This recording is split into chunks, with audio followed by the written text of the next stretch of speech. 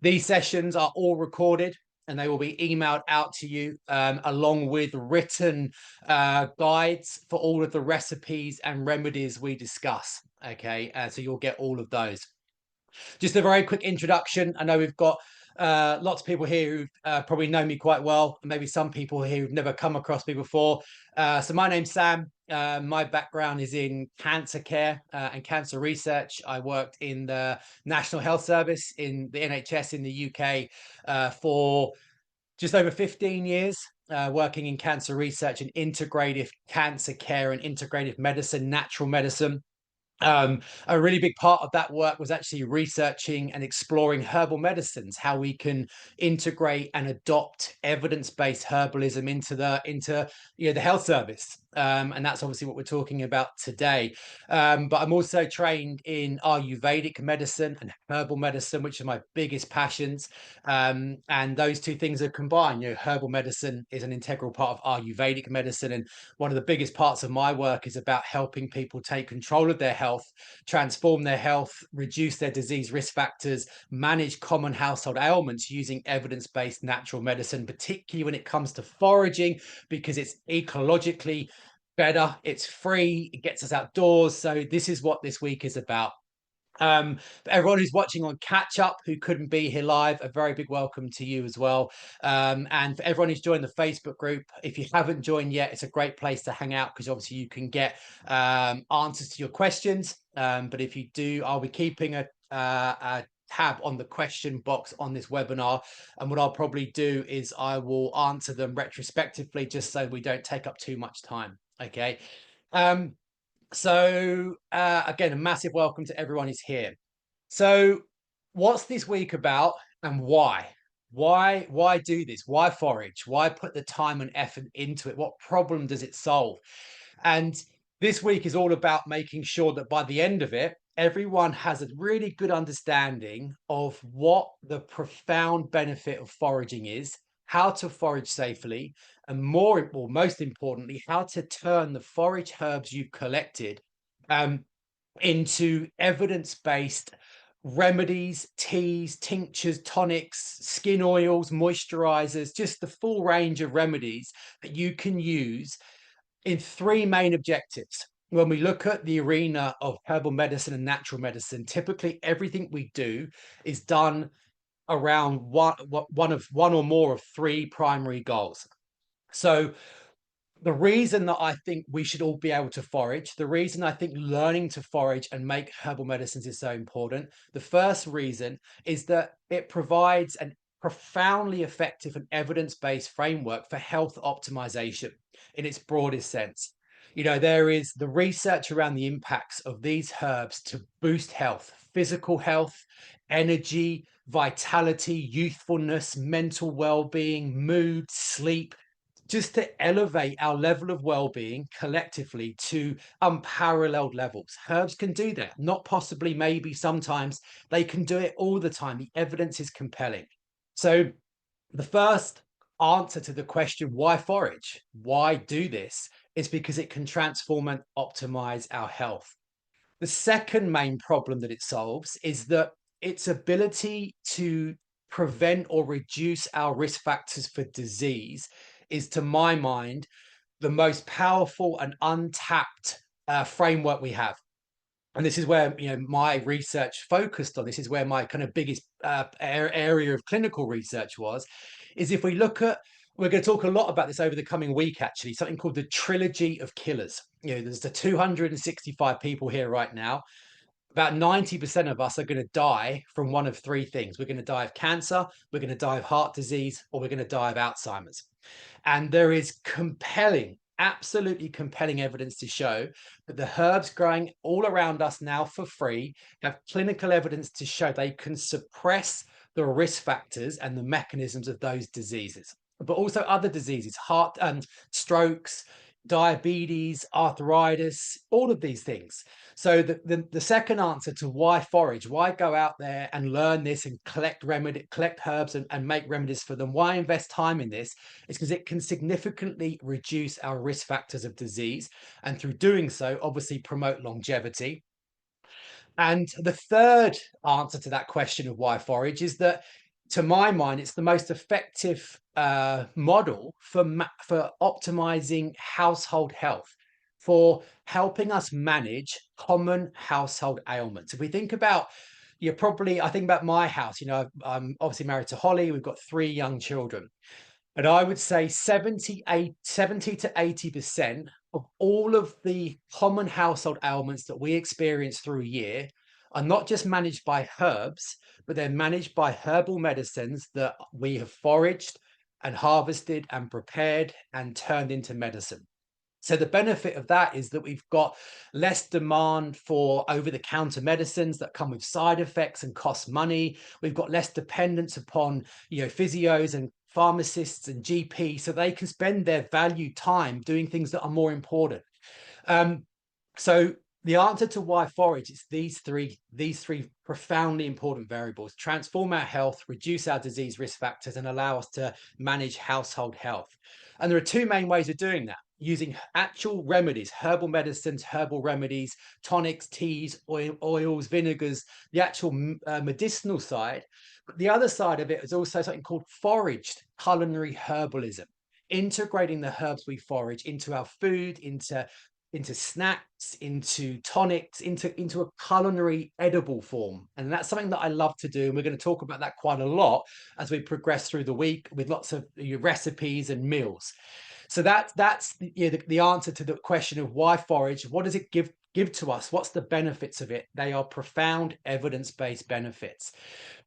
They also come with some pretty sizable secondary benefits. And some of the things like, probably the single biggest, I think, focus of my work is this: empowerment and agency, giving us the empowerment and the agency over our own health. If we want to have more energy, turn inwards. How can I act to boost energy? If I want to sleep better, if I want to overcome these headaches, if I don't want to be, experiencing arthritic pain, if I don't want to be using Nurofen every day, having the knowledge to manage those problems using these kinds of practices, it's a really inspiring and empowering thing. For example, in 6 weeks, and someone in your household is coming down with a really bad headache, or they've got backache, and you're able to pull out a willow bark tincture, which we're going to talk about tomorrow, or make a willow bark tea, which is a clinically proven anti-inflammatory painkiller, and pull that out of your home apothecary and dispense it to help that person to alleviate their suffering using a evidence-based medicine that you've harvested and prepared. Or come cold and flu season, when someone in your household comes down with an infection, to pull out, an elderberry syrup or a cold and flu tea, or, a herbal steam to clear the sinuses. It's very empowering to have someone in your friends, your friends group or your family group to be suffering, and to be able to alleviate that suffering using something that you prepared and know how to prescribe. So it provides empowerment, it provides agency, it provides a brilliant way of connecting with nature. Foraging isn't just, the benefits of foraging aren't just the medicines. We know that foraging is a seasonal thing. It progresses through the months. It connects us to what's growing when. It gets us outside. It gets us moving. It gets us walking. It's a brilliant way of just re-engineering that connection that we've often lost with the natural world.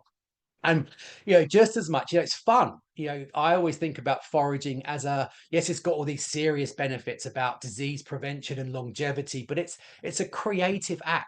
You're getting our hands dirty, having the herbs in front of us and blending teas, making herbal ointments, making anti-aging skin oils, making remedies. And we can modify, we can individualize. It's fun, it's creative, it's rewarding. So it's, in many ways, foraging is kind of like the gift that keeps on giving. It comes with benefit after benefit after benefit, and they are exponentially powerful and they are profound.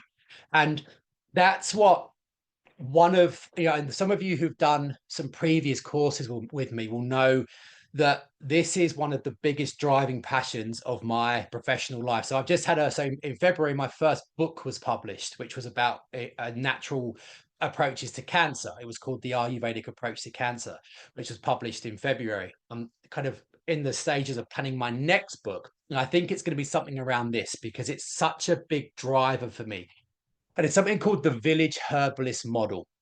um, which is this beautiful ancient system of healthcare which the world needs right now. So the village herbalist model was the idea that you go back to kind of pre-World War II, definitely pre-World War One, and every village, town, community had a herbalist. So that when someone in that family, or sorry, in that village or community fell sick, they would knock on the door of that herbalist and say, my son has got sinusitis, or my husband has got constipation, or my wife has got bad stress. And that person acted almost like the GP of their village, and they would prescribe herbs and dispense treatments. And we know that this model, this model of the village herbalist, and the village herbalist predominantly used herbs that were foraged because that's all they had access to. We know from the research that if we can reawaken and reestablish this village herbalist model, it can transform the health of us as individuals. It can transform the health of our families, our communities, and our nations. One of the privileges of my life is that we always have people knocking on our door, neighbors, friends, people from school, saying, someone in my household suffering with X, Y, and Z. Can you help them? And we just dispense and prescribe herbal medicines on the doorstep, or give them out at school or whatever, to parents. And it's a beautiful model, and that's there for all of us. Every single person here taking part in this week. We've got 4,000 people taking part this week.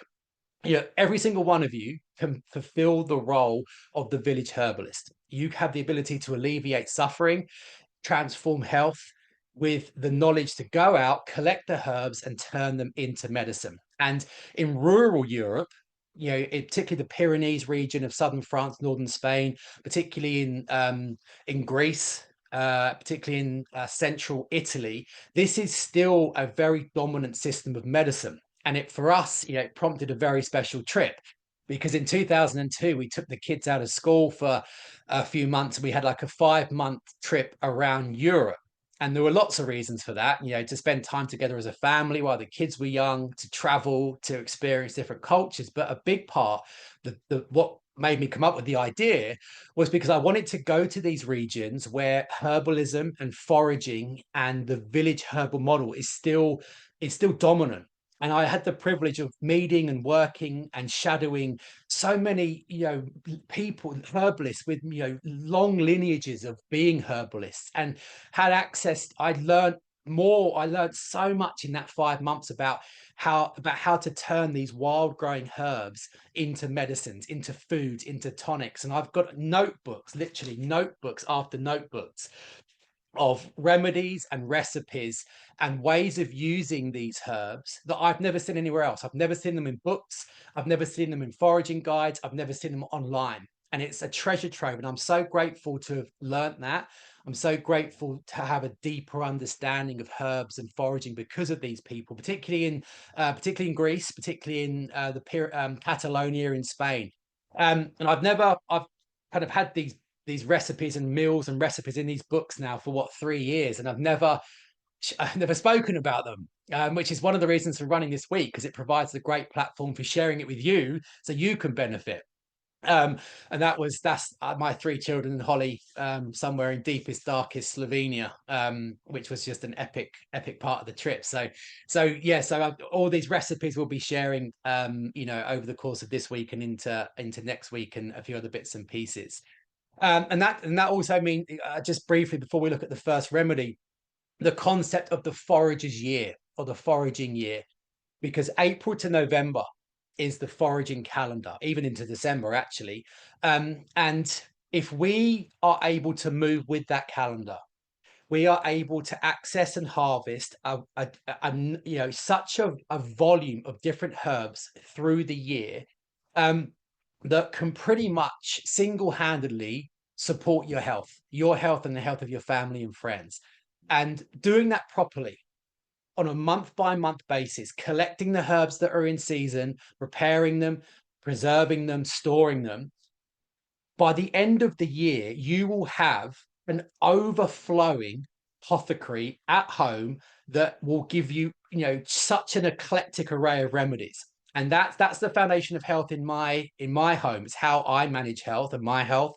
And it's actually what prompted this course, was the idea of let's get as many people as we can to go through a whole year on a month by month basis to and stock their houses so that they're almost self-sufficient.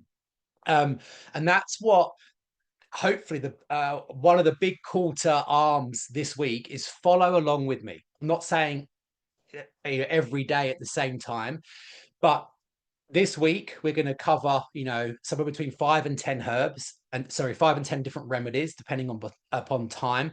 We're going to cover a few next week. So if you actually protect some time to go out, whether it's all in one go or different sections per week, and go out and actually get the herbs we're talking about, actually make the remedies, by the end of this week and by the end of next week, you already have 5, 10 different tinctures and teas and powders and tonics and herbal oils and moisturizers. Already you'll have a building home apothecary. So do try and follow along. Do get your hands dirty. Try and protect some time to actually get out and get the herbs, because once you start that, once you see that apothecary building at home, and the jars and the bottles, and you start seeing them increase, it's incredibly inspiring and it's incredibly rewarding. So please do follow along, okay, and actually mobilize this. Right, so that takes us to the first herb and the first remedy of the week, which is the common nettle. And one of my favorite herbs in the world. When we had our big full-time clinic, it was one of the herbs we dispensed the most. And the first thing to emphasize is we do not want familiarity to breed contempt with this. We don't want to think about, it's a standard stinging nettle, it's something boring. This is one of the most powerful and important herbal medicines in the world. Hang on, I can see loads of questions coming up. Okay, in the world. So why do I want to talk about nettle? Why is it the first herb we're talking about? And what role does it fulfill? So if we think about two of those three primary objectives we've just discussed, why forage? What does it give us? So we spoke about health promotion, increasing energy and vitality and youthfulness and vivaciousness. And we spoke about disease prevention. There are very few herbs in the world that have the evidence base and the ability to fulfill both of those objectives in such an overwhelming way. Nettles are one of the herbs that I think we should be integrating and adopting into our week and into our bodies, every week, because the impacts upon our physiology are compelling. So I want to talk about why, and then I want to talk about my favorite remedy for using it. So if we think about health promotion, if we think about what it is to feel as healthy and vital and energized and youthful as possible, what actually is that? When we say health, what is health? Well, ultimately, if we think about the body as one, to have a vitally healthy body, we need to have vitally healthy cells. Because if we can create cells that are robustly healthy, we will have healthy tissues. And if we have healthy tissue, we'll have healthy organs. And if we have healthy organs, we'll have a healthy body. So if we want to feel like the healthiest, happiest, most vital version of ourselves, the key is to make our cells experience the same qualities. And what is the most fundamentally important mechanism for crafting and engineering super healthy, super energized, and vital cells? Nutrient delivery, micronutrients. Things like all our vitamins, all our trace minerals, all our trace elements, all of the phytonutrients, all these are what, these are what create super healthy cells. So micronutrient delivery is one of the primary pillars of longevity, disease prevention, youthful healthiness. And that's where nettles become so key, because nettles belong to a classification of herbs called nutritive herbs, which are herbs that are exponentially or disproportionately high in very concentrated vitamins and minerals. So nettles are regarded in the botanical world as being nature's primary multivitamin and multimineral. If you go into Boots or you go into a health food shop and you buy a multivitamin and you look at what's in the back of it, you look in the ingredients and you correlate that and compare it to nettles, what you see is almost a carbon copy of each other, but not just in terms of the volume of these minerals and vitamins, but the fact that they are so bioavailable. Because nettle is a liver stimulant and a digestive, you're not just putting minerals in and vitamins in and nutrients in, you're actually helping the body to extract them and deliver them into our cells. And look at that chart there. That's a who's who of health promotion.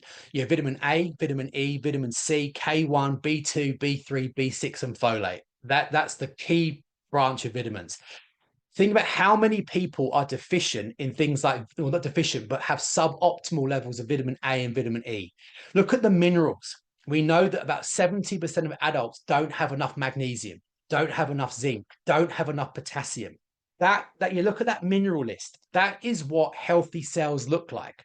Then we look at things like chlorophyll, antioxidants, amino acids. This is a health tonic that is unrivaled in the vegetable kingdom, in the botanical world. And it's there in a concentrated package that is easy to consume and is incredibly bioavailable. Your body will be able to use this very, very easily. So if we are regularly consuming nettles, in whether that's in teas or powders or tonics or what I'm going to talk about in a minute, what that does is it tops up the body's volume of these hard to get vitamins and minerals, particularly the minerals. So it prevents not so much deficiencies, but suboptimal levels. We can't have suboptimal levels.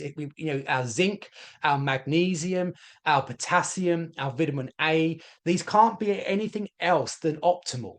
And by having nettles and integrating nettles, it's almost guarantees we're going to keep those where they need to be. And I guarantee you that you will experience, well, I virtually guarantee you will experience a discernible impact upon doing so, because those vitamins and minerals and phytonutrients impact upon all of the primary pathways of health. So things like circulation, heart health, immune status, hormone balance, cellular energy production, hormone regulation, inflammation management. It goes on and on and on.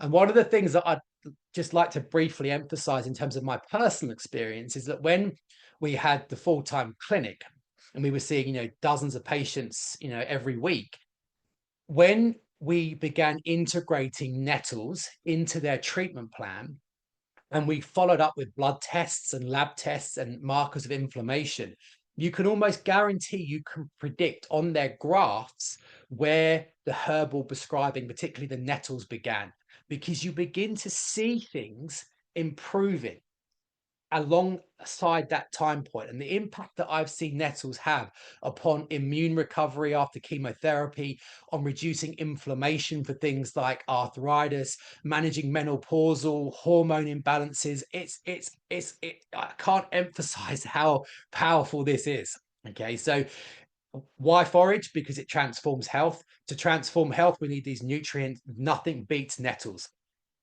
The other, and excuse the quite discombobulating slide there, but if we think about the other motivation, disease prevention, there's been a big shift in public health over the last decade. And what that shift has been is into the fact that virtually every chronic disease, so particularly cancers, particularly Alzheimer's more than anything else, they're calling Alzheimer's type 3 diabetes, virtually all heart disease, strokes, diabetes, arthritis, depression, all of these things have a metabolic foundation. Problems like poor glucose regulation, high blood sugar, insulin resistance, too much body fat, too much fat around the organs, elevated blood pressure, poor digestion, sluggish digestion, a weakened ability to deliver nutrients into our cells, high levels of blood fats, high levels of bad cholesterol, sluggish liver, fatty liver disease, non-alcoholic fatty liver, all of these kind of things.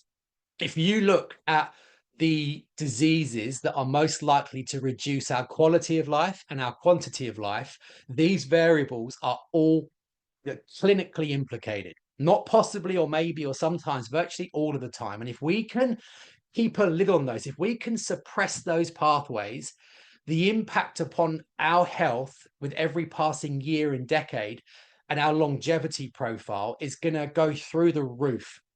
And that's why nettles, um, particularly the way of using it we're going to talk about now, are so powerful, because nettles are the most clinically powerful metabolic stimulant probably in the world, in terms of it's clinically proven to, lower blood sugar, lower cholesterol, stimulate liver function. All of those things we've just spoken about are going to be clinically improved by the regular use of nettle, primarily because it's such a powerful liver stimulant.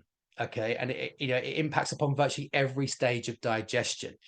And if we, it's not an overstatement if we look at the mechanistic links between the pathways that are implicated in how heart disease develops, how many forms of cancer develop, how things like Alzheimer's and Parkinson's and strokes, how these things develop.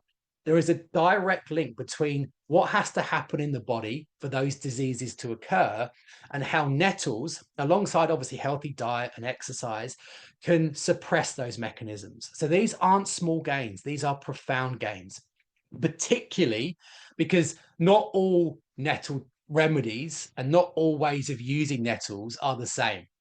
And my favorite way of using it is the probiotic nettle herbal vinegar. This is something that I've used um, ever since I learned about it in Southwest France. I've never come across it as in such a prevalent way as what I did on our trip that I just spoke about, in the hotspots of Southwest France, around Toulouse and Toulon and the Pyrenees region. When I spoke to the herbalists there, particularly the ones that have a long lineage of healing and herbalism, they said this is a everyday part of life in this region. All through the year, it's used virtually most days, and they're saying in their belief, it's one of the many variables that is linked to why their longevity and their health is so high and their disease prevalence rates are so low. So the vinegar, so all you need is some apple cider vinegar, with the mother, so it's probiotic. You need a couple of handfuls of nettle leaves, and you need a jar, ideally a glass jar. But if you've got a glass jar without a metal lid, and I'll talk about why in a minute. So you only need three things, so it's super easy. So the vinegar acts as an extractor and a preserver. So it preserves the nettles and stops them going off, but it also is extracting. So the nettle is hygroscopic, which means it's able to pull out all of the vitamins and minerals and nutrients in the nettles into the vinegar itself. So once you strain out the leaves and you're left with the vinegar, that will last 12, 18 months easily in a dark cupboard. So every time you pour that over a salad, or you drizzle it over a meal, or you make a marinade or a salad dressing, or you can drink it. So I just put 1 or 2 teaspoons into a little cup of water and just swallow it. It's like taking a multivitamin. Okay. So if you took that to the lab, you took that vinegar to the lab and you analyzed it, every single nutrient and vitamin and mineral and antioxidant in the nettle is extracted into the vinegar. But then you've got the actual benefits of the vinegar itself, because apple cider vinegar is probiotic.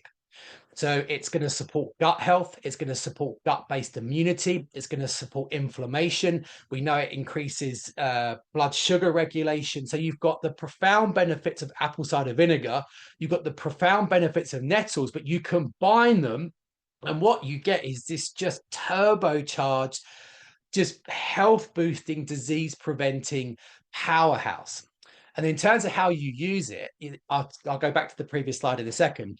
Just some really simple advice, like the daily tonic shot, which is what I do, particularly at this time of the year, is kind of like a spring clean, spring detox. Just 1 or 2 teaspoons diluted in a little bit of water, to provide this vitamin mineral hit. It makes a beautiful salad dressing. mix it into extra virgin olive oil, mix it into mustard, mix it into balsamic vinegar. You know, you could add it to Asian dishes, Mediterranean dishes. You can sprinkle it over. You know, it's a great way of getting the benefits of nettles into children. Because if you dish up, I don't know, a family favorite like spaghetti bolognese, you can dribble a little bit of that on, you won't taste it, but it's still going to have a big hit of nutrients. So you can have it as a salad dressing.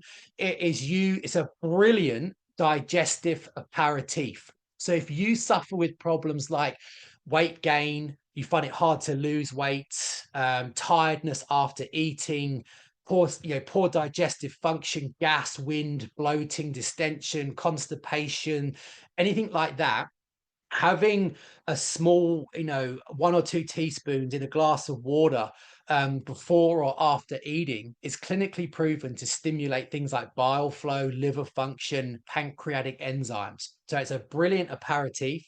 It's a fantastic. This is how it's used a lot in France and Spain. When I visited all these herbalists, they would use it as a mineral boost.